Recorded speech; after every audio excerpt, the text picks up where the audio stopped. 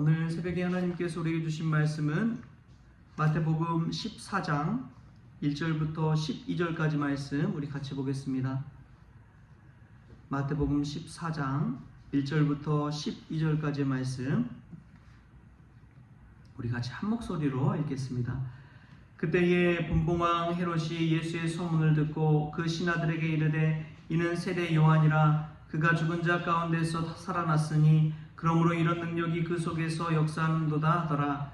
전에 헤롯이 그 동생 빌립의 아내 헤로디아의 일로 요한을 잡아 결박하여 옥에 가두었으니 이는 요한이 헤롯에게 말하되 당신이 그 여자를 차지한 것이 옳지 않다 하였음이라.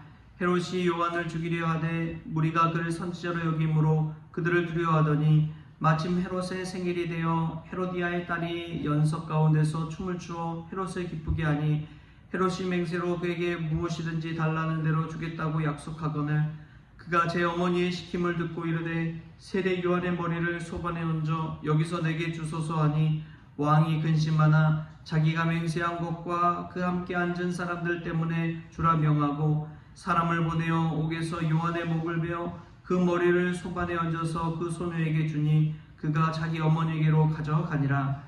요한의 제자들이 와서 시체를 가져다가 장사하고 가서 예수께 아뢰니라. 아멘. 할렐루야. 말씀에서 귀하는 애가 저와 여러분에게 있기를 소망합니다. 유명한 철학자 중에 한 명인 샤르트르가 그런 말을 했죠. B와 D 사이에 C가 있다. 그러니까 인생을 돌아볼 때에 인생은 B와 D 사이에 C의 연속이다 그러는데 birth 탄생, death 죽음, 그리고 C choice 선택이지요. 이 태어나서 죽음에 이르기까지 늘 선택의 연속이다. 그 인생이다라고 이야기합니다. 여러분 날마다 어떤 선택을 하고 살아가십니까? 어떤 의미 있는 선택을 하고 살아가십니까? 오늘 새벽에 나온 것도 여러분 선택해서 나오신 것 아닙니까?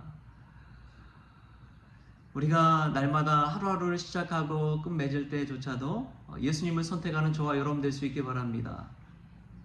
날마다 예수님으로 시작하고 우리에게 생명 주시고 길을 알려주시고 진리가 되시는 그분을 선택하며 사는 것이 우리 인생의 가장 유익이다 라는 그 믿음으로 오늘 또 하루를 열어가는 저와 여러분 될 수 있기를 바랍니다.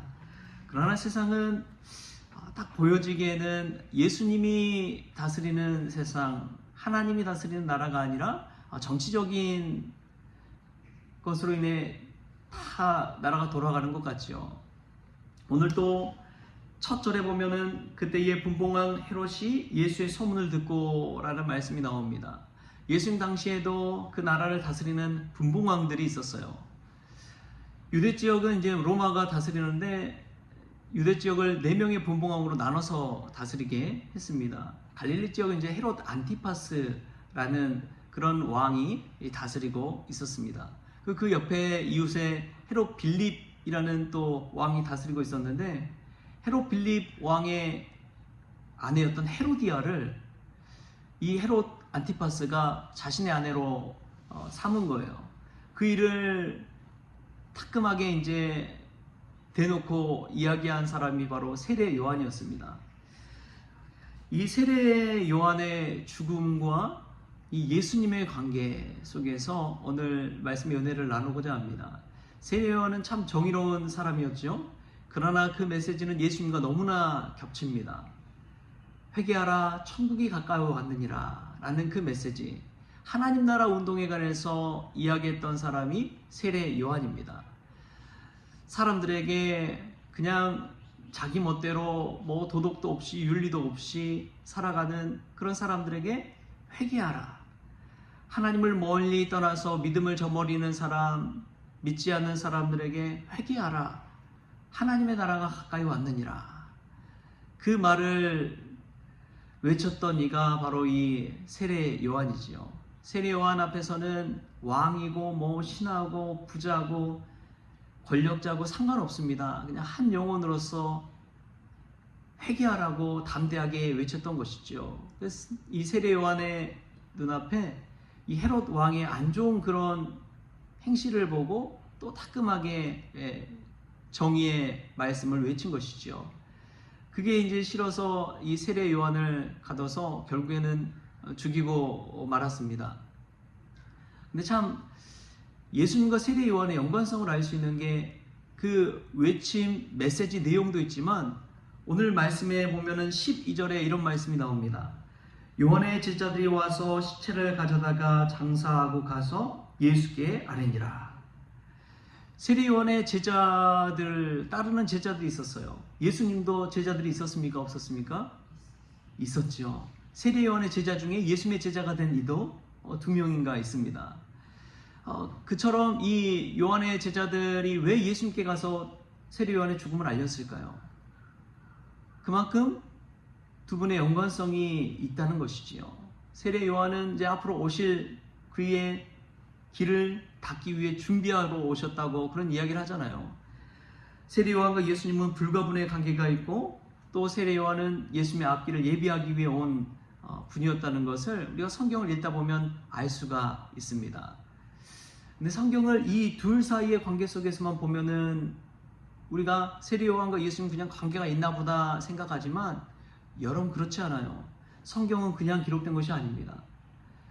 성경은 계속해서 연속성이 있다는 것을 우리에게 알려줍니다. 마태복음 1장에 보면은 예수님의 족보에 관한 이야기가 나오는데 아브라함이 이삭을 낳고 이삭은 야곱을 낳고 야곱은 그의 형제들을 낳으니라. 뭐 이렇게 계속해서 낳고 하는 이야기가 쭉 이어져서 예수님까지 나오죠. 믿음은요 계속해서 낳고 이어가는 것입니다. 믿음은 릴레이예요. 우리 때에 그냥 끝나는 것이 믿음이 아니라 우리의 다음 때 계속해서 이어가는 것이 믿음의 행진이고 믿음의 릴레이인 줄 믿습니다. 여러분 신앙 전수를 한다는 것은 그런 의미에서 참 의미 있습니다.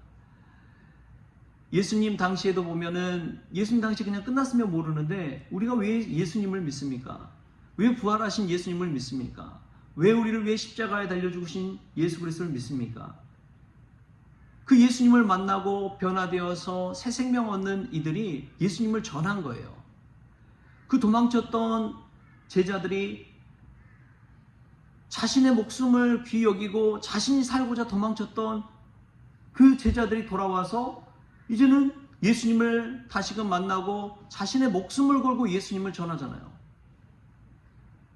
계속해서 예수님을 전수하고 전하는 것이 믿음이라는 것입니다. 그래서 그리스도인을 부활의 증인이라고 그러죠. 부활하신 예수님의 증인으로 사는 것이 예수님을 믿는 그리스도인이다 라는 것입니다.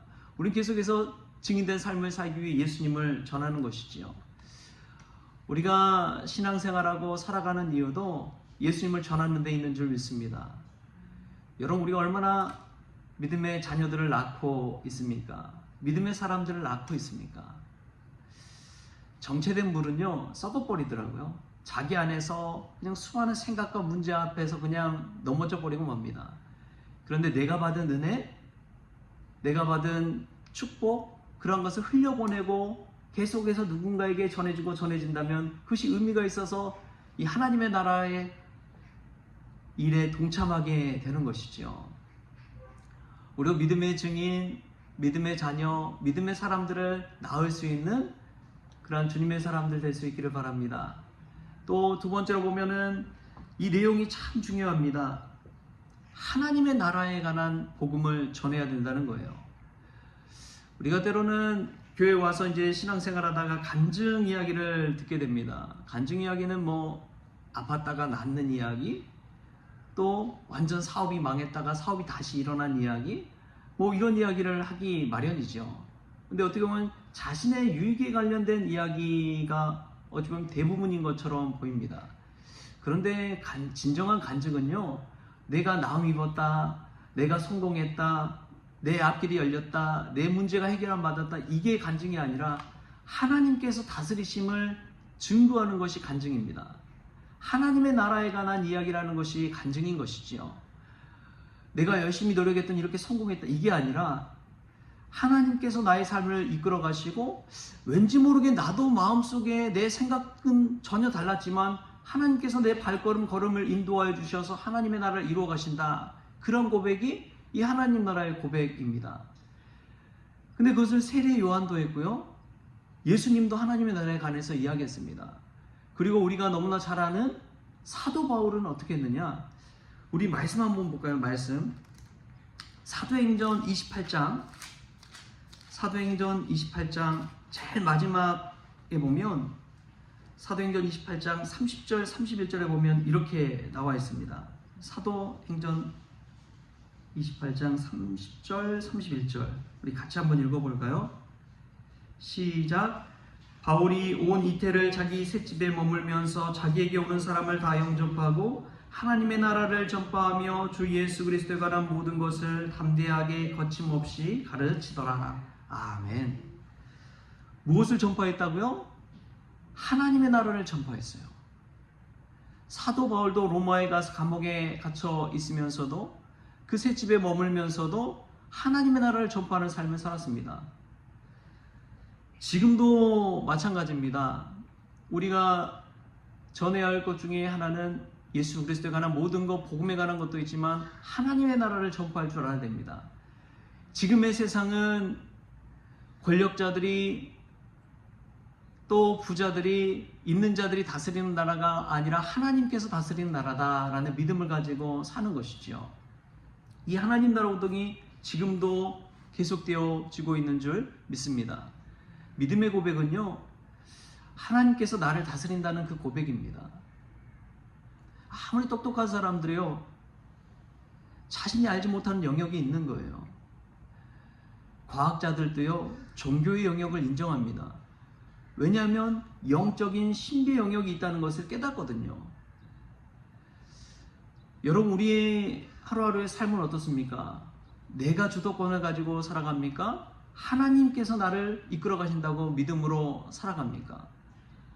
우리가 이 하나님 복음의 말씀을 가슴에 새기고 하나님 나라를 전파하며 살아가는 저와 여러분 될 수 있게 바랍니다.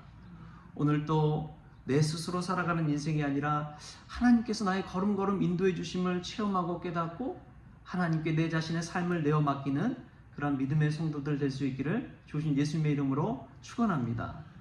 하나님은 그런 사람을 통해서 하나님 나라를 일구어 가십니다.